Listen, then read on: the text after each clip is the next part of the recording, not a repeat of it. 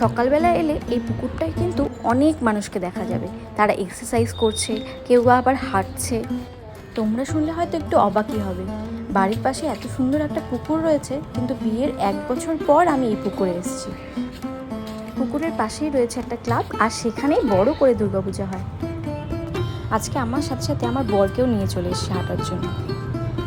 বেরোতে যেহেতু অনেকটা লেট হয়ে গেছিলো, তাই পার্কটা অনেকটাই ফাঁকা ছিল, বেশ ফুরফুরে হাওয়াও দিচ্ছিল। পুকুরের চারপাশটায় কিন্তু প্রচুর রঙ্গন ফুলের গাছ রয়েছে, দেখো কি সুন্দর ফুল ফুটে আছে। আর পুকুরের ওপাশেই ক্লাবটা, যেখানে দুর্গাপুজোর মণ্ডপ হচ্ছে। আর ওই যে গাছগুলো দেখা যাচ্ছে, ওই ফ্ল্যাটটাতেই আমরা থাকি। এবার আমরা বাড়ি যাব।